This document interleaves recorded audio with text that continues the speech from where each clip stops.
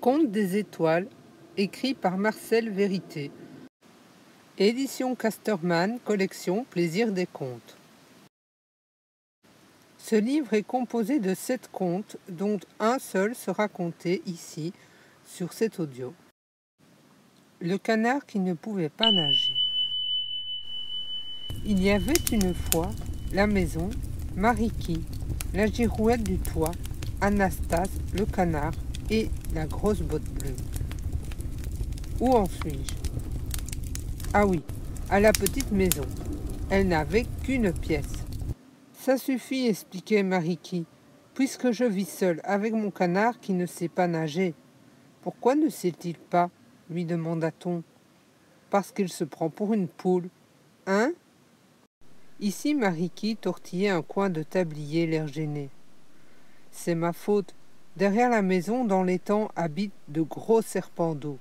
Je ne les ai jamais vus, ils se tiennent au fond. Ce sont eux qui empêchent Anastase de nager? Pas exactement. Depuis sa naissance, je lui répète qu'il est le fils d'une poule, qu'il a couvé dans la botte bleue. Drôle d'idée.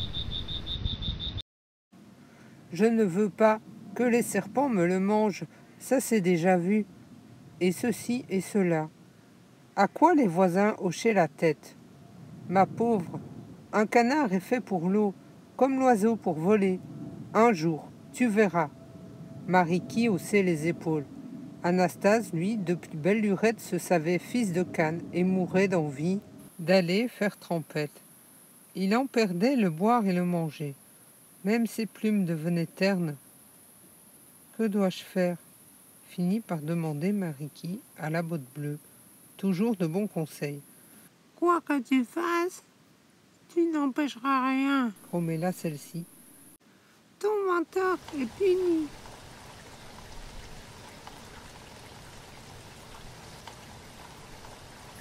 Parle plus clairement.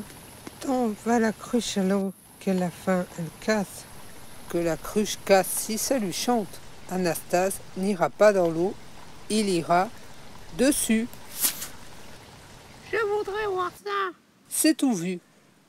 Mariki prit un vieux sabot, y planta une voile, puis dit à son protégé: « Mon petit poulet, ce bateau va sur l'eau. Veux-tu l'essayer? » « Coin, coin, comment donc? » Et voilà notre Anastase, fière comme Artaban, qui fait de la voile sur l'étang.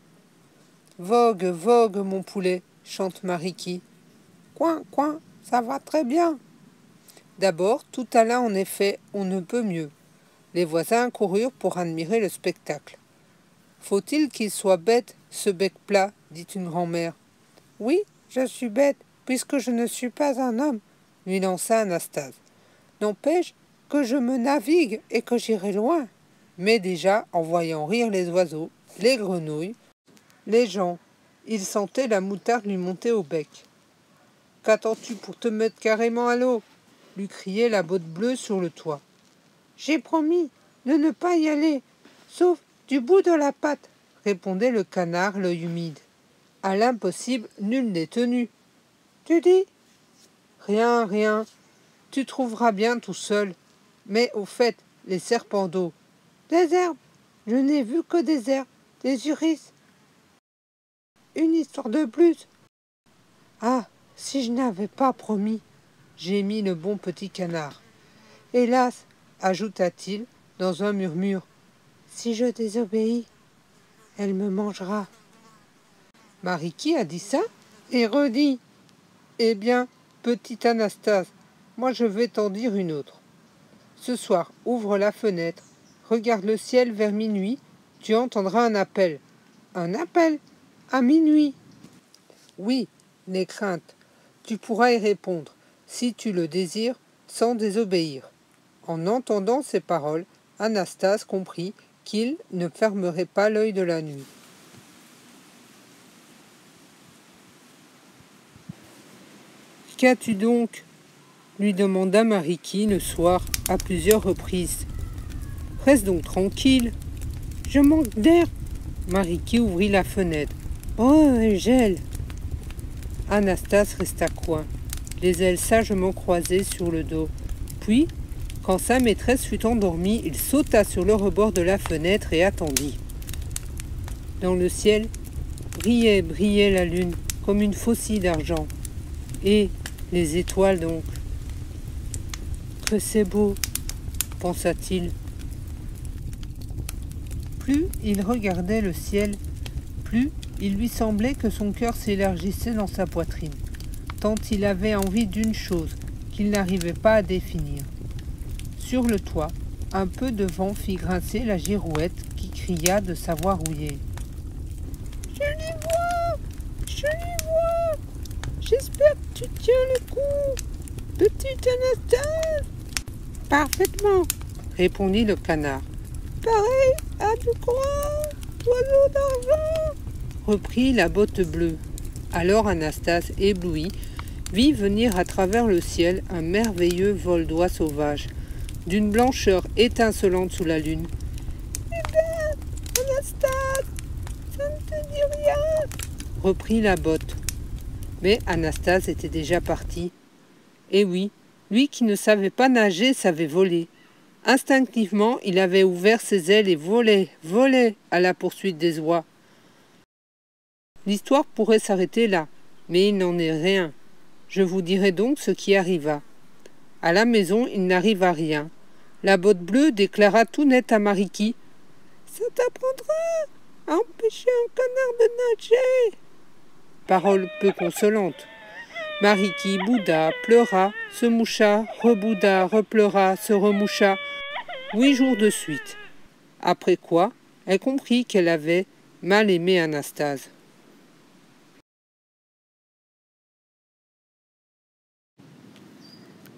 Si je pouvais lui dire combien je regrette, soupira-t-elle. Un jour, il te pardonnera, dit la girouette. Mais reviendra-t-il? Il reviendra au printemps avec les oies qui suivent toujours le même chemin pour aller nicher dans les marais de Laponie. Appelle-le de tout ton cœur quand le vol passera. Au beau jour, Mariki mit son fichu rouge brodé de tulipes, un corsage blanc facile à voir la nuit et s'installa au bord de l'étang. Anastasie jettera bien un coup d'œil en passant, et alors il me verra, pensa-t-elle. Par une nuit où les petites feuilles ouvraient leurs mains sous la caresse du vent printanier, les vols d'oiseaux commencèrent. D'abord passèrent les vanneaux huppés, lançant leurs notes flûtées, puis les grands cygnes noirs qui semblaient brasser tout le ciel avec leurs ailes. Enfin les oies. « Les voilà !» annonça la girouette. « Ouvre l'œil, ma petite !» Mariki ouvrit les deux. Elle les vit défiler ses oies aux plumes d'argent. À la queue venait Anastasie avec ses rémiges blanches et noires, son vol précis et un peu lent. « Oh, mon petit poulet, mon petit poulet !» Mariki se mordit les lèvres. Avec une clameur d'indignation, Anastasie fouillait avec ses compagnes. « Qu'est-ce qui t'a pris ?» s'exclama la botte bleue. « Malheur, sanglota Mariki, les mômes me sont venus tout seuls. »« Et Anastasie est partie, pauvre folle. Je n'ai pas près de le revoir. » De ce jour, Mariki cessa de rire. Elle voulut fermer sa maison, courir à la recherche de son ami.